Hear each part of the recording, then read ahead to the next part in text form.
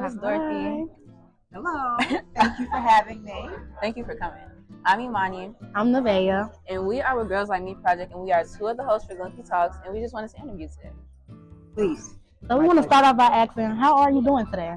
I'm doing fabulous. I've had a great week, and I am so thrilled to be here and get this honor on behalf of our station. This is great. That's amazing. Okay, so I would like to start off my questions by asking, how do you think increased representation of diverse voices in media could affect public perception and understanding? You know, I think it's important that we have diverse voices in the media.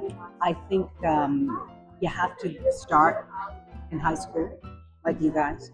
You know, important for you to learn these kind of skills so that you will be interested in this industry, and then you will want to go on and become a journalist. And then once you get in the newsrooms, you will be able to share your opinions, to cover the stories from your perspective, bringing your unique perspective to your stories, being balanced, but at the same time, you know, making sure that the voices of your community are represented. I actually got my start in high school. I am here today because of a program that was offered when I was in high school, back in the way back days. But the city of Chicago chose 20 students from throughout all the high schools, and I was one of 20 in this program. And it was an introduction to broadcasting. I'd never before considered the field, but they taught us how to write, they taught us how to look at a story, how to tell us a story, how to interview people. All the things that you were fortunate enough to learn now, it makes a difference. Because I knew what I wanted to do when I was 16 years old. I knew I loved being in this space at the age of 16. And if that's what you're feeling now, you'll be so far ahead of the competition. For sure. I definitely think it's all about the balance, and I appreciate that information. So what inspired you exactly to choose your career? As I said, it was that class. In Chicago. In my junior year of high school, we would travel downtown for a 3-hour class at WBEZ Radio, which is still around today. My senior year, we would do it on Thursdays. My junior year, we did it on Tuesdays. We went to radio stations around the city, television stations around the city. We saw theater. We had an opportunity to interview, like you, people who were in the business. And what I realized was that I liked asking questions, that I had kind of that innate curiosity, but I also loved hearing the stories and then shaping those stories and informing others. So that's how I got interested in this space. Yeah, that's nice. That's great. Well, adding on to how you started, what is the secret of longevity in the storytelling? You know, I think the secret of longevity in my career in particular is being willing to learn new things, to being willing to always expand my knowledge, never being afraid to try something new. You know, so the technology, needless to say, from the time I started to now, the technology has changed tremendously. But I was always the first one to say, let me try it. Please teach me. And, you know, I think that has helped. I think also learning over the years to really listen to the people that I was interviewing.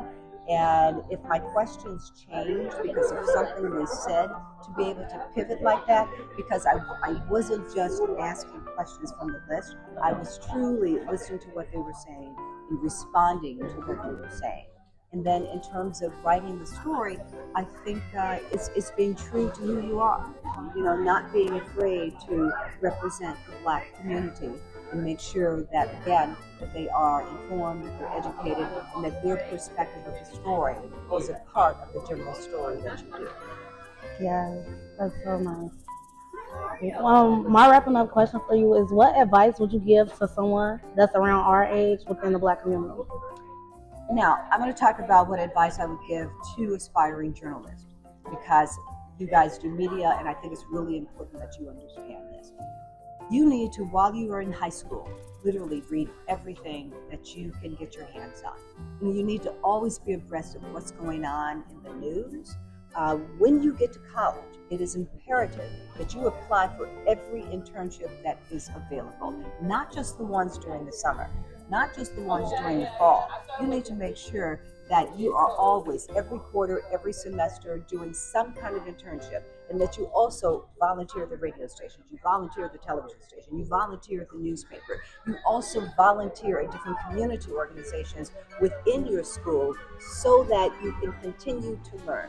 But the most important thing is to make sure you get experience while you're in school, so that when you get out, you have a resume. And now you're not just trying to look for a job based on I have this degree. You not only have the degree, but you have the experience because you've been in that radio station, you've been in that television station, the newspaper, and such. You know what goes on and what happens. The most important thing for you to do is anytime you feel like you want to ask a question, like you feel like you want to know something, don't be afraid to make that phone call. Don't be afraid to call, to ask. And my kind of theory in life is to ask just one more question, knock on one more door, read one more page, because all of that is going to help you shape the best story and succeed in this business. Yeah. Well, thank you for talking to us today, Ms. Dorothy. We really appreciate it, and we loved your answers. Thank you. Thank you for so having me. much.